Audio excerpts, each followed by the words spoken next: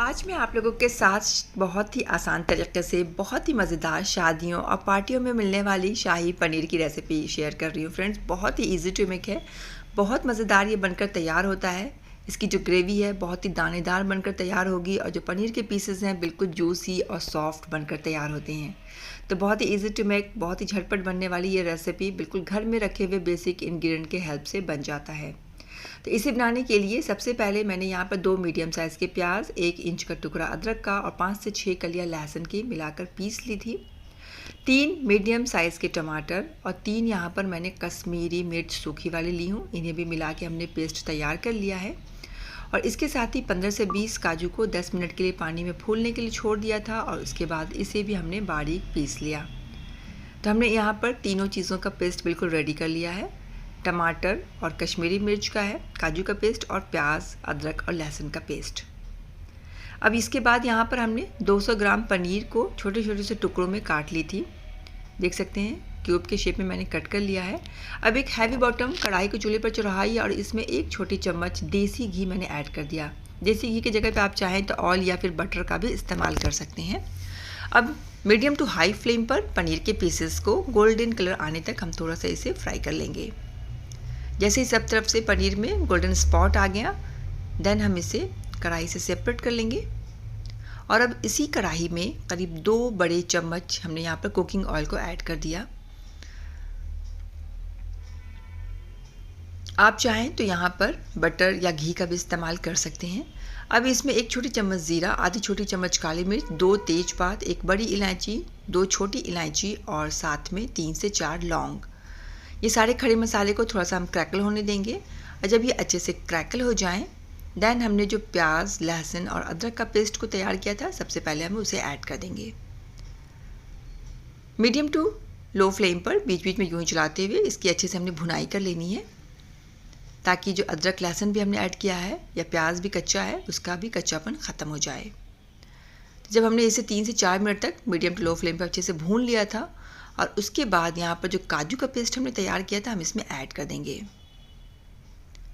काजू का paste add करने के बाद ये तली में चिपकने लग जाता है मसाला, तो इसलिए इसे बिल्कुल भी छोड़े ना, कंटिन्यूसली हमें इसे चलाते हुए इसे भून लेना है 2 से 3 मिनट के लिए, जिससे कि काजू के पेस्ट जो है वो बाकी मसालों के साथ अच्छे से मिक्स भी हो जाएंगी और इसकी भुनाई भी अच्छे से हो जाएगी। ये देख सकते हैं कि इसकी अच्छी से भुनाई हो चुकी है, कढ़ाई ये छोड़ने लग गया है। तो करीब मैंने इसे 2 से 3 मिनट ही भुना था। और अब यहाँ पर जो टमाटर और कश्मीरी मिर्च का पेस्ट तैयार किया था हम इसमें ऐड कर देंगे। अच्छे से हमने मिक्स कर दिया है और इसके बाद इसमें कुछ ड्राई मसाले हम ऐड कर देंगे। तो सबसे पहले ड्राई मसाले में हमने ऐड कर दिया था करीब आधी छोटी चम्मच हल्दी का पाउडर, 1 छोटी चम्मच भरकर कश्मीरी मिर्च का पाउडर, 1 छोटी चम्मच धनिया का पाउडर, 1 छोटी चम्मच भुने हुए ज़ीरे का पाउडर और 1 छोटी चम्मच गरम मसाले का पाउडर। नमक यहाँ पर 1 छोटी चम्मच और 1/4 टीस्पून मैंने ऐड किया था। नमक आप अपने टेस्ट के मुताबिक कम या ज़्यादा कर सकते हैं। अब इन सारे ड्राई मसालों को ऐड करने के बाद अगेन हम इसकी अच्छे से भुनाई कर देंगे। और ये देख सकते हैं कि जैसे जैसे ये भूनता चला जा रहा है इसका कलर बहुत ही सुर्ख सा होता जा रहा है।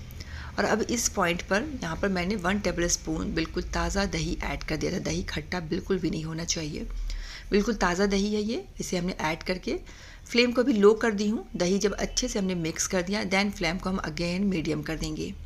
तो बिल्कुल लो फ्लेम पर दही को हमने मिक्स कर दिया था और फिर इसे अच्छे से हमने भून लिया। देख सकते हैं कि बहुत अच्छे से इसकी भुनाई हो चुकी है और ऑयल भी इसकी सेपरेट होने लग गया है, साइड से दिखने लग गया है और तली में मसाला चिपकने भी लगा है। अब यहाँ पर हमने 1 ग्लास पानी इसमें ऐड कर दिया था और अच्छे से हम मिक्स कर देंगे पानी को मसालों के साथ में। और जब इसमें थोड़ी उबाल आने लग जाए, देन जो पनीर को हमने फ्राई किया था हम इसमें ऐड कर देंगे। इसके साथ ही 1 छोटी चम्मच कसूरी मेथी का पाउडर ऐड कर देंगे और उसके बाद इसे अच्छे से हम मिक्स कर देंगे। कसूरी मेथी के पाउडर से इसका टेस्ट बहुत ही ज़्यादा इन्हांस होता है।